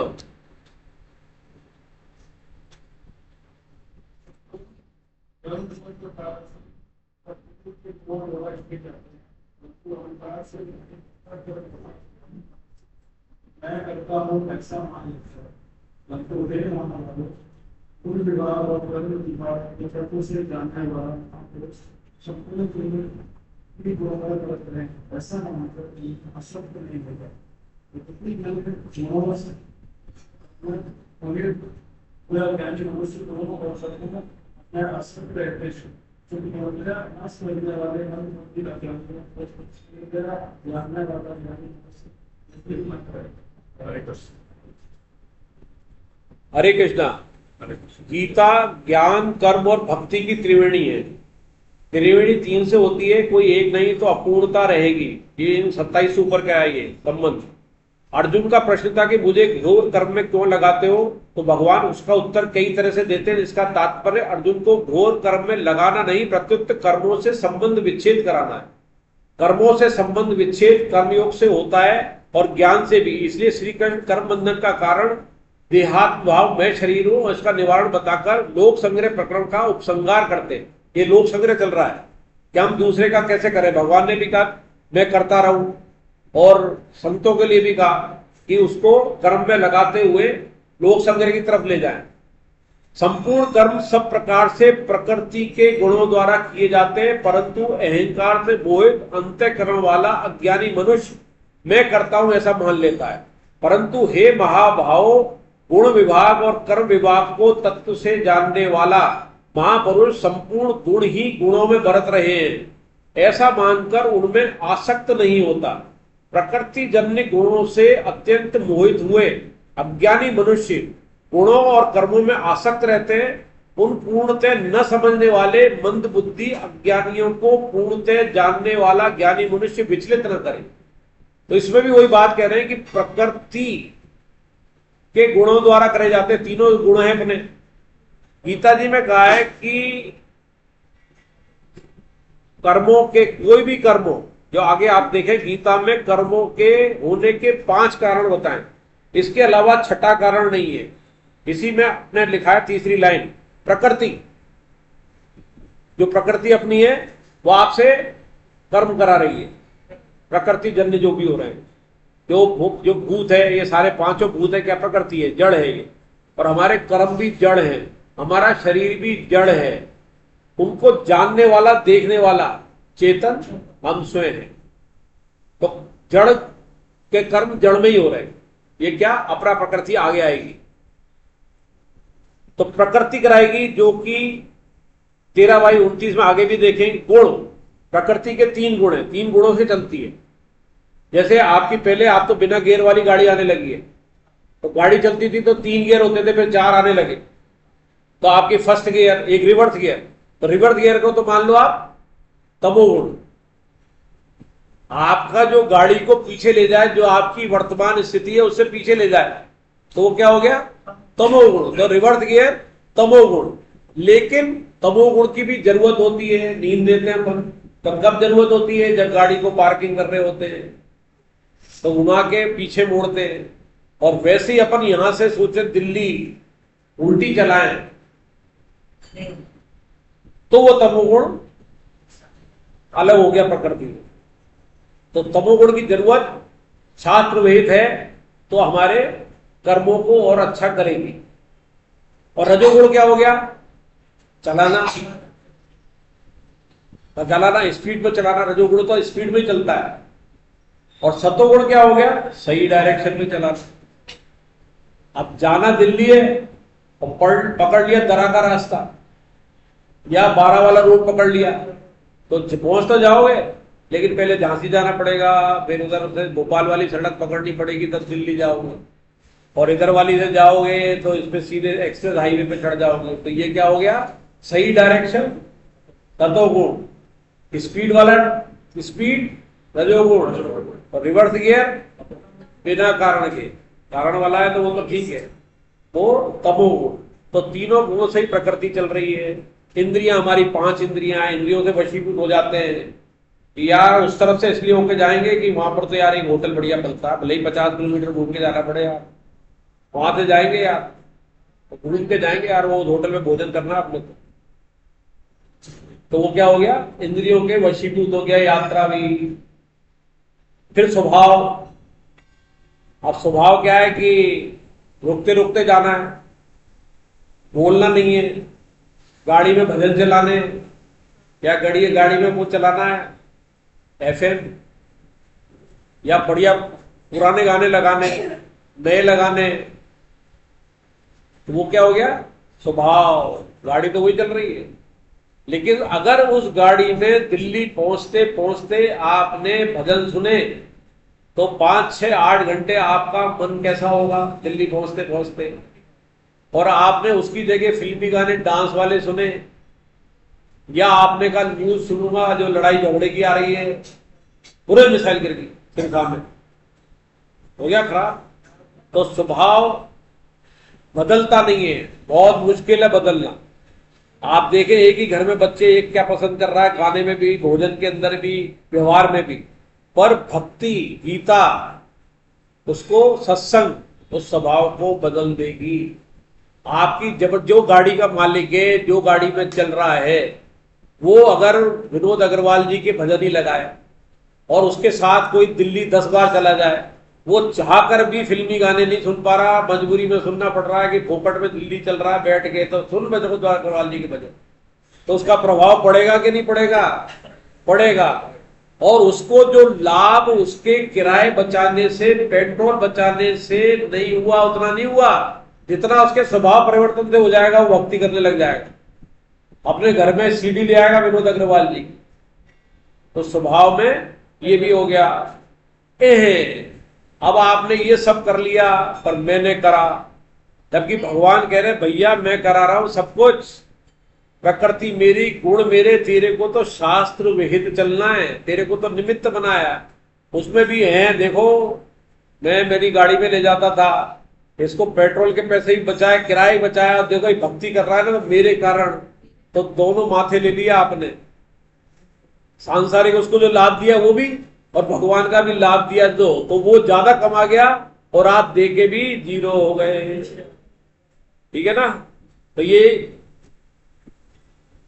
अब लोक संग्रह की बात आई है कि उसको, इसमें सबसे बड़ी बात जो आ रही है कि आसक्त नहीं होना है, ऐसा मानकर उनमें आसक्त नहीं होना है। प्रकृति जन्य गुणों से अत्यंत बोधे हुए अज्ञानी मनुष्य गुणों और कर्मों में आसक्त रहते हैं। उन पूर्णतः न समझने वाले मंदबुद्धि अज्ञानियों को पूर्णतः जानने वाले ज्ञानी मनुष्य विचलित न करें, जिसकी अपन पहले बात कर चुके हैं। उनकी आसक्ति धीरे धीरे मिटेगी, आपके सत्संग से ही मिटेगी। उनको विचलित न करें। अगर वो कर्म से विचलित हो जाएगा तो कर्म करना बंद कर देगा, और कर्म से ही उसको कर्मयोग मिलेगा। कर्म तो यही करने, हम भी तो वही कर्म कर रहे हैं, उसको भी वही कर्म कराते रहो। धीरे धीरे उसकी आसक्ति, आप भक्ति से, गीता पढ़ाने से, और तो और गीता प्रचार से, गीता कक्षा में जुड़े रहे, और ये प्रण कर ले इस श्लोक से कि हम गीता में तो आ ही रहे हैं। और आप ये देखना कि जब ये क्लास अंतिम 15, 16, 17, 18 श्लोक पे रहेगी, तो वो जो आ रहे हैं ना, वो वही आएंगे जिनको आना चाहिए। जबरदस्ती वाले आना तो शुरू से ही बंद हो गए। मार मार के बार बार फोन करने वाले भी जो है ना, वो कुछ दिन आ जाएंगे। लेकिन जिनको भगवान की कृपा हो गई, लो लग गई, और जिन्होंने गीता प्रचार चालू कर दिया, और गीता जी की ऑनलाइन क्लास जुलाई से नए सिरे से हो रही है। हालांकि अभी 3रे अध्याय तक अभी विवेचना सत्र में संतोष जी ने परमिशन दे दी है कि आप अभी भी क्लास में ले सकते हो नई एंट्री। जैसे आज भी हमने 2 एंट्री ली है, तो वो 2 की जिम्मेदारी साधक की होगी। चाहे तो आचार्य से इंडिविजुअल पे या ग्रुप पे भी डाल लें कि ये पहले और दूसरे श्लोक में हमें ये बात समझ में नहीं आई, अगर आप सवाल पूछेंगे तो वो उसका मन से यहां से भी जवाब दे दिया जाएगा पढ़ के। तो उससे पता होगा कि पता भी पड़ जाएगा कि आपने पहला दूसरा अध्याय खोला। नए साधकों के लिए कह रहा हूं, और पुरानों के लिए भी अप्लाई है, क्योंकि कभी कभी पुराने पहले दूसरे क्लास में सवाल पूछे जाते हैं तो आपके पास उत्तर नहीं होते। इसका मतलब रिवीजन नहीं है। यहाँ के बाद किताब अगले रविवार को खुलती है यहीं पर, वो घर पे नहीं खुलती, तो उसका ध्यान रखें। नहीं तो हमारा समय नष्ट हो रहा है। और ये 2 घंटे, एक बार मुझे याद है कि वृंदावन की 30 नवंबर की सेमिनार थी, मैं भी था उसमें। 15 मिनट केवल जो पर्दा लगाते हैं उसमें लेट हो गए। मथुरा से पर्दा आना था, 9 बजे क्लास चालू नहीं, 9:15, 9:30 हुई। तो संतोष जी ने कहा कि इतने नाराज हुए जैसे उनका सब कुछ लुटा जा रहा है। संतोष जी जो हमारे मुख्य हैं, जिनकी किताब लिखी है, ये 15-20 मिनट गीता जी के जा रहे हैं, तुम्हारे नहीं जा रहे। गीता जी को दे दिए तो गीता जी को दे दिए। और इस समय ये देखें कि मैं किसी को दिखाने के लिए नहीं बैठ रहा हूं, कृष्ण मुझे देख रहा है, कृष्ण की प्रेरणा से ही बैठा हूं, कृष्ण मुझे देख रहा है। और कृष्ण को कैसे दिखना चाहिए हमें, वैसे यहां बैठना चाहिए, वैसी मुस्कान कृष्ण जैसी होनी चाहिए, वैसे ही मन कृष्ण जैसा चलना चाहिए। मन कृष्ण पे लगा हुआ है तो हम कृष्ण में बैठे। अब अंतिम श्लोक लेंगे, बहुत इंपॉर्टेंट है ये। कौन पढ़ेगा? वो दो हो गए तो फिर 31वां पढ़ना पड़ा। अच्छा इतने नवीन नवीन हरे कृष्णा। तुम विवेक अपनी बुद्धि के द्वारा संपूर्ण कर्तव्य कर्मों को मेरे अर्पण करके कामना रहित, ममता रहित और संताप रहित होकर युद्ध युद्ध कर्तव्य कर्म को कर। बहुत छोटा श्लोक है और बहुत गहरा श्लोक। तू विवेकवती बुद्धि के द्वारा संपूर्ण कर्तव्य कर्मों को मेरे अर्पण करके कामना रहित, ममता रहित और संताप रहित होकर युद्ध रूप कर्तव्य कर्म को कर। यहाँ युद्ध रूप का मतलब हमारे लिए कर्तव्य कर्म है। अर्जुन के लिए कर्तव्य कर्म युद्ध था, इसलिए युद्ध का उदाहरण दिया है। हमारा जो वर्तमान में जो भी कर्तव्य कर्म चल रहा है, पढ़ाई से लेके गृहस्थी और नौकरी तक, परिवार चलाने तक, वो हमारा कर्तव्य कर्म है। इससे पहले जो संबंध लिखा है, ज्ञान कर्म भक्ति का अद्भुत संगम करते हुए श्री कृष्ण संपूर्ण कर्मयोग का सार और कर्म करने की शैली इसे श्लोक में बता रहे हैं। गीता का ये विलक्षण श्लोक है जिसमें तीनों योग आए हैं। ये एक श्लोक संपूर्ण गीता का प्रतिनिधित्व करता है। कितना इंपॉर्टेंट श्लोक है। एक श्लोक पूरी गीता को बता रहा है। इसका सारांश पूरा पढ़ लेते हैं। समस्त कर्मों का अर्पण बहुत विलक्षण है, चाहे उकताकर किया जाए, जैसे छोटा बच्चा जमीन पर गिरी दुकान या गाड़ी की चाबी उठाकर पिताजी को देता है तो पिताजी प्रसन्न हो जाते हैं। अर्पण अर्थात अपनी अहंता ममता को हटाकर सब कुछ भगवान का ही है, ये अनुभव करना। करण मतलब मन बुद्धि शरीर इंद्रिया। अहम करण मतलब जिससे हम काम करते हैं। इस समय करण क्या है? ये माइक, वो माइक, ये करण है। बोल रहे हैं, ये करण है। तो ये करण है। करण मतलब औजार। तो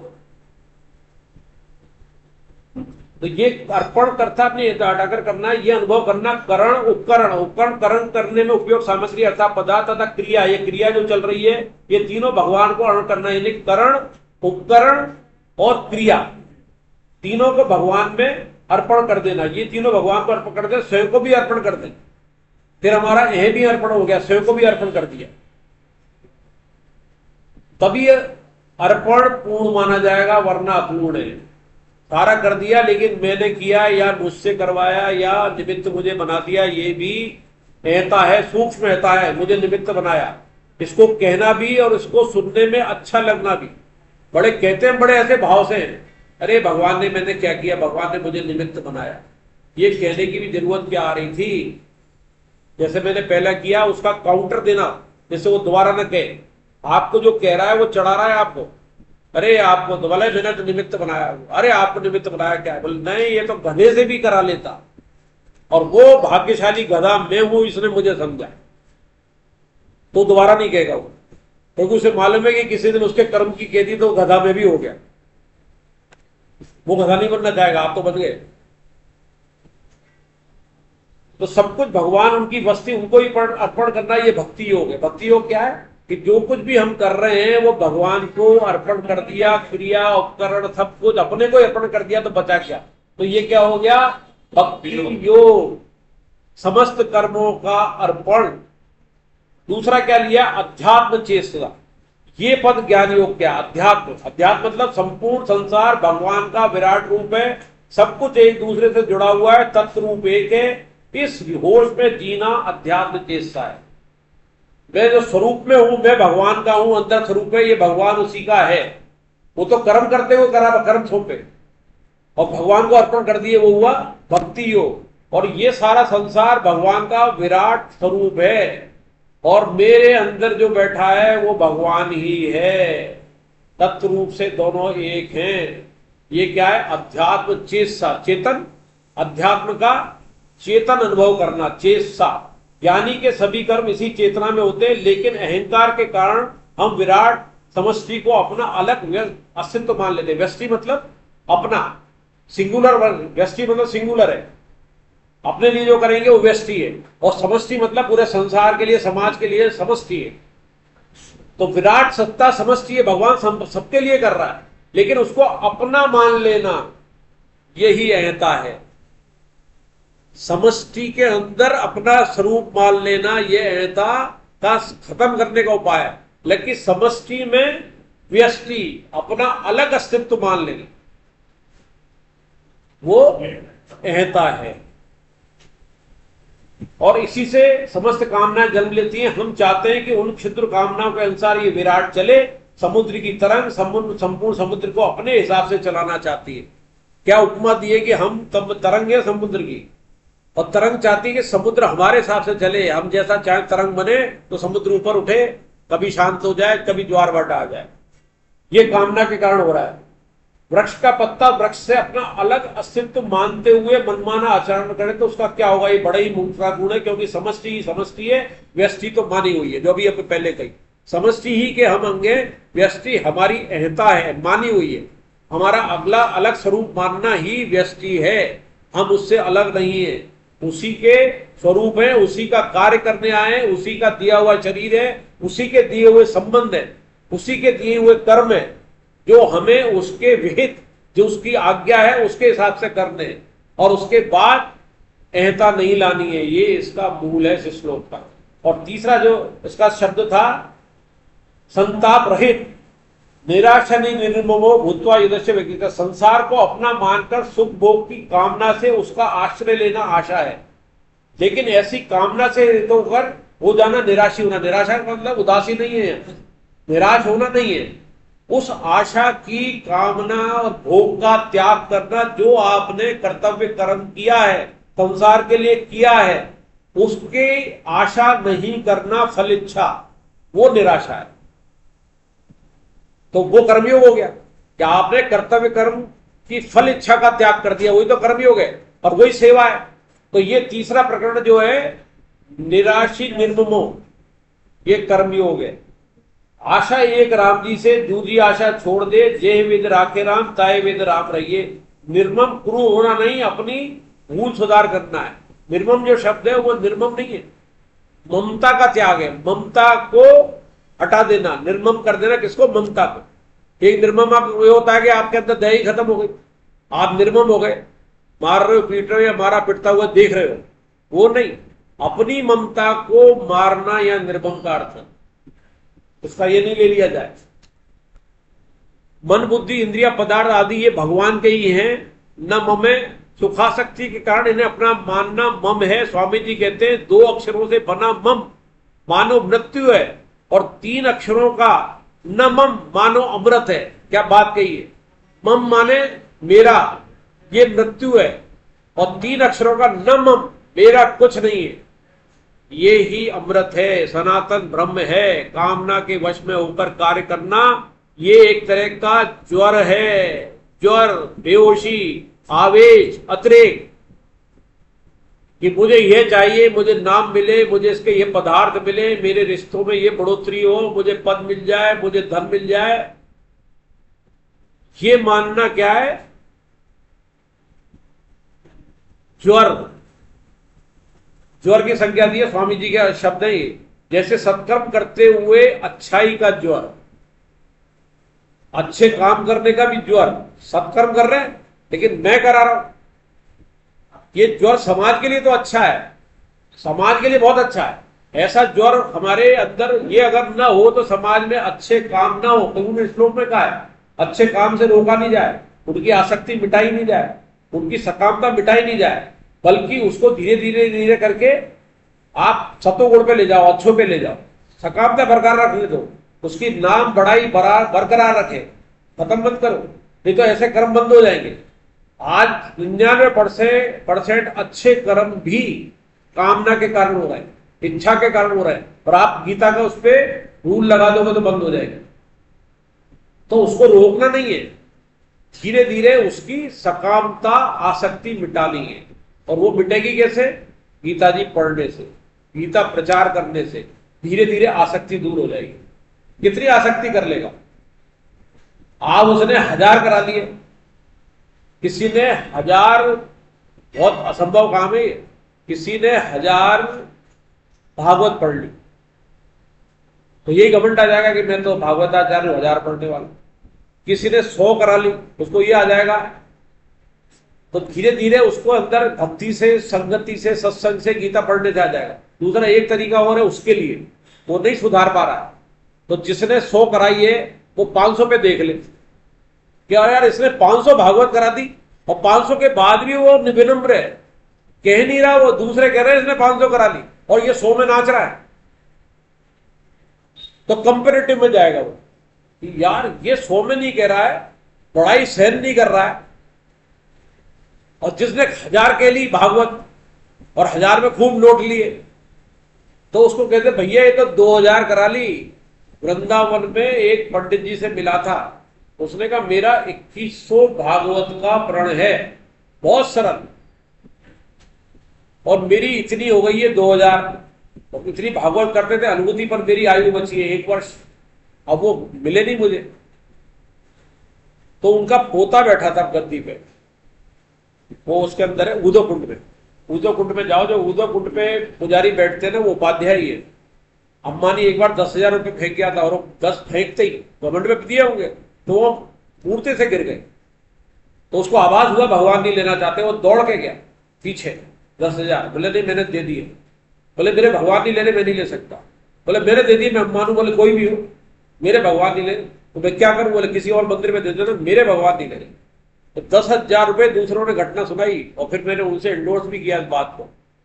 तो वो 2100 भागवत से पहले उनका शरीर चला गया, 50-60-100 हुई होगी, 2-3-4 साल पुरानी बात हो गई। अभी मैं गया तो उसके जो मिले पोते पुजारी कर रहे थे, तो उन्होंने कहा कि साहब ये बात सही गई है, आपको पता रखी ये बात, ये मुझे पता थी। और उसके ठीक 1 साल बाद हमारे घर में एक बच्चा आ गया और भागवत सुनाओ तो शांत हो जाता, नहीं तो रोता है। तो वो पूरी करने आ गए। तो वो आगे कहा है ना कि वो आगे आएगा, योग भ्रष्ट या आपका कोई संकल्प अधूरा हो जाए, आगे आएगा तो भगवान उसकी पूर्ति करते। आपको मनुष्य जन्म गारंटेड देंगे, वो सारे नियम तोड़ देंगे, आखिरी में आपका भगवान नाम नहीं निकला और नहीं निकला, वो देंगे। आपकी वो उत्कट अभिलाषा, आपका संकल्प जो पारमार्थिक था, भगवान के लिए था, उसकी पूर्ति के लिए, सांसारिक के लिए नहीं। सांसारिक के लिए तो घुमा देंगे। तो आपका संकल्प लिखने का उद्देश्य जो साथ साथ अपन लिखते यही है कि मुझे इस जन्म की भगवत प्राप्ति करनी है, मुझे इस जन्म में कृष्ण प्रेम प्राप्त करना है। अगर वो किसी कारणवश छूट जाता है तो अगला जन्म उसी जगह देंगे जो पहले दिन से ही चालू हो जाएगा। हरे कृष्णा हरे कृष्णा। हालांकि घड़ी तो बता रही है, लेकिन अपना चालू ठीक है, चालू होने से 2 घंटे 4 मिनट हुए, अपन लेट चालू हुए थे, 9:10 9:12 पे हुए थे, तो लगभग ज्यादा अंतर नहीं आया। और मैं क्षमा चाहूंगा आप दोनों से, आप मेरे आदरणीय हो, लेकिन उस समय क्या है कि ये अलाउड नहीं, हमें भी बहुत डांट पड़ी है इसके लिए। वृंदावन सेमिनार में तो मुझे इतनी पड़ी है कि मैं पहले बंद करके सुनते बैठा हूँ। अब घर जाके देखूंगा ये पड़े हुए बहुतों के देखो, 8-10 पढ़े मरीज हो, क्योंकि आप है ना, भले कितना हो, आप 10 जने डिस्टर्ब हो रहे हैं।